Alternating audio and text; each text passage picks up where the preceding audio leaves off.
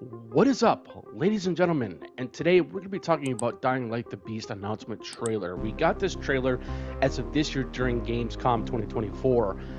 And I made a video yesterday on this, basically a little small commentary piece of what my thoughts and opinions were about this standalone title to that of Dying Light 2 Stay Human. They were initially still going to be making another expansion for Dying Light 2, but then they totally entirely scrapped it and they decided to make a standalone game of Dying Light the Beast, as we are getting either, I think, by the end of this year or sometime at the beginning of the early of next year, 2025.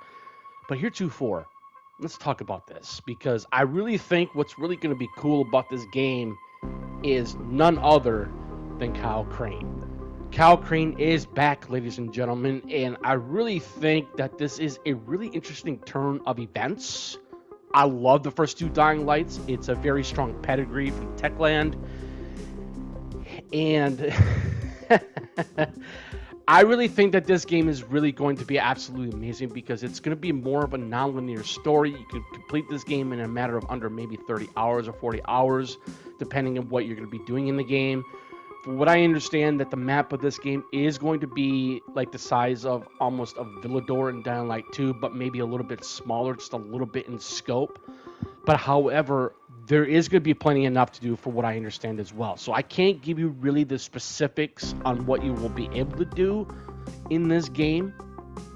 But I think, like I said again, I think this game really truly has full potential because of the fact that Kyle Crane is coming back. And so let's talk about this real quick, because I really think bringing back a beloved character that we got to really know and like quite a bit in the Dying Light universe of Dying Light, the very first one in the series. And it's the fact that, Roger Craig Smith is back for the voice, as a lot of people already do know. I did not know that at first because I thought he wasn't going to be back at all. So here again, I want to talk about Kyle Crane here real quick though as well, because of the fact that he is not just an interesting character, is the fact that it brings all our assumptions to light. Basically, it's telling us that he survived what he initially survived from at the end of the Dying Light, the following expansion for Dying Light. And because a lot of people were speculating that he was dead, he was completely dead.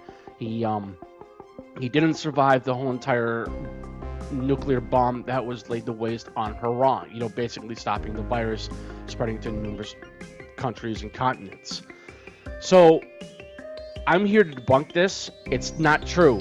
And basically what happened was, to what I understand as well, is that Kyle Crane actually eventually got captured by a Baron. And the Baron basically experimented on him, from what I understand as well. And so in this standalone title, he actually eventually broke out, and he is able to utilize his utmost of the strongest of abilities, bringing the beast out in him, because he did in fact get infected in the first game. And I think that is where this game is really going to shine to the most. Not just with the weapon eccentric ways that you could do in this game, but other than that, this, I think, is going to be absolutely amazing. I really, really do. And it's really going to show us where the game is going to go in terms of story as well, and what the progression system is going to be like, and what the utilization is going to be like, especially when you turn into the beast with Kyle Crane in this game, standalone game for Dying Light 2.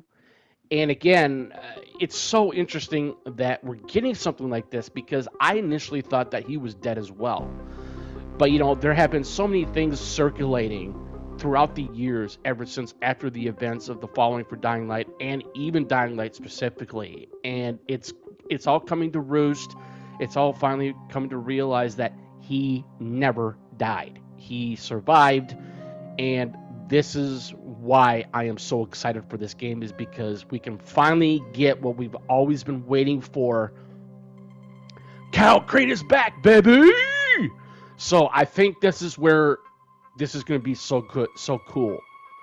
And so again, I really think that when it comes to a game like this, being a standalone game, which is, I think it's a smart move because we're getting a brand new story, and it's basically taking place after the events of Dying Light 2, 20 years after, to be exact.